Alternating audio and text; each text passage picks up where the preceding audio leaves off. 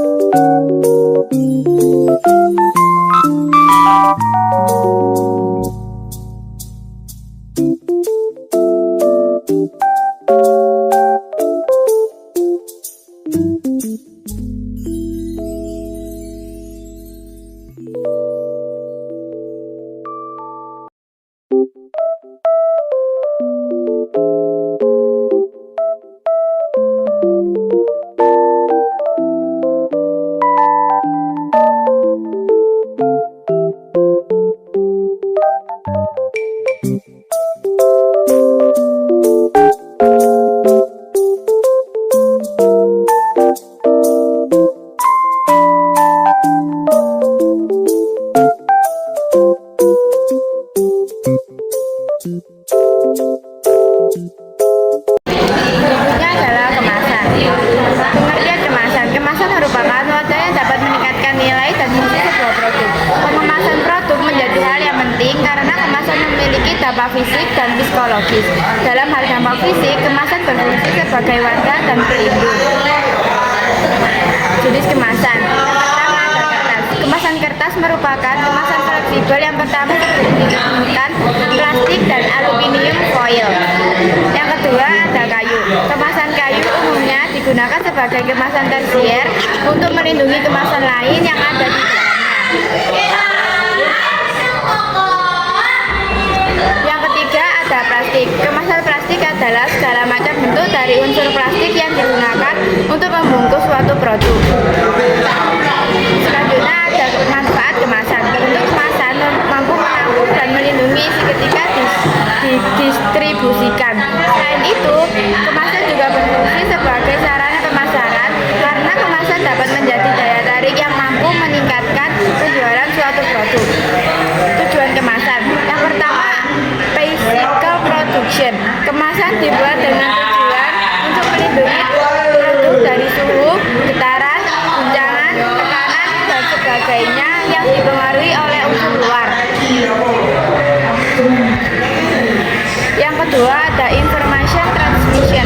Informasi tentang cara menggunakan transportasi, daur ulang, atau membuang paket produk yang sering sering terdapat pada kemasan atau label.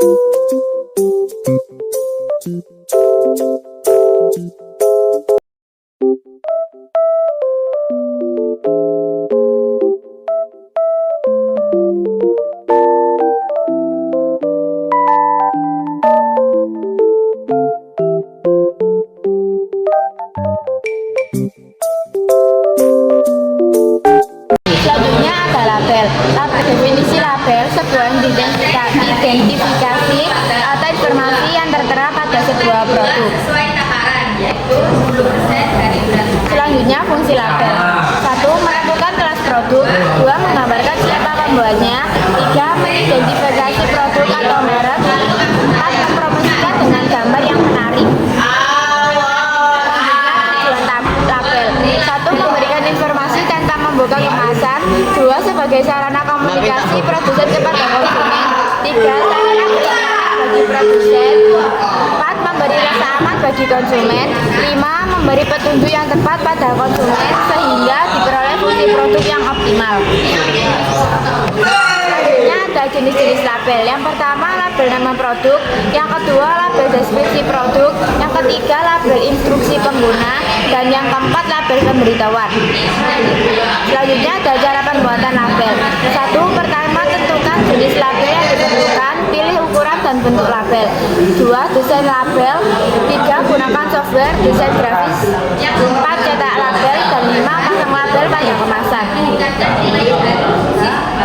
Selanjutnya ada brosur. Pengertian brosur adalah berkaitan dengan cetakan terbuat dari kertas yang disertai gambar ataupun hanya teks dan digunakan sebagai sarana promosi dan sejumlah informasi dan penawaran tentang produk dan jasa, yang juga berisi tentang nama perusahaan, merek produk atau jasa, info kontak, baik alamat, nomor telepon, email maupun website.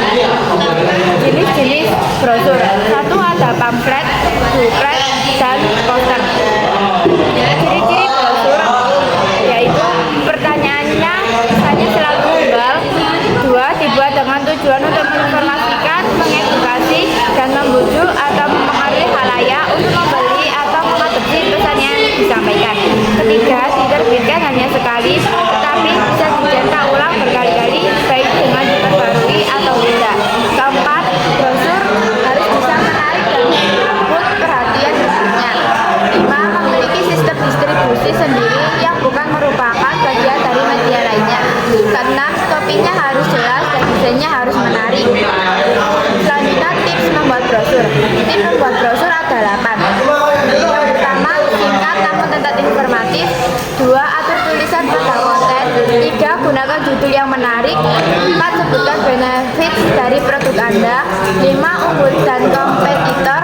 6. Periksa ulang kembali tulisan Anda. 7. Cantumkan call to action. 8. Tonjolkan penawaran spesial. Selanjutnya ada Mading 3D. Mading 3D adalah yang mempunyai ruang. Penggunaan Mading 3D ini lebih bisa menampilkan ekspresi dari tulisan lebih jelas dan lebih kreatif lagi. Bentuk Mading 3D ini juga lebih membuat pembacanya tertarik, terutama peserta didik. Alat dan bahan yang digunakan untuk membuat Mading 3D adalah gunting, lem tembak, solasi, kapas, kardus, gabus, kertas buffalo, kertas origami, dan lain sebagainya. Cara membuat Mading 3D. Pertama, siapkan alat dan bahan. Kedua, warnai gabus dengan warna biru atau sesuai keinginanmu. Ketiga, potong kardus dibuat untuk sebelah kiri dan kanan gabus. Keempat, potong membuat awan. Kelima, tempelkan kapas pada kardus yang telah dibentuk awan. Keenam, tempel semua bagian-bagian. Dan ketujuh, siap. Ikut video pembuatan mading kelompok kami.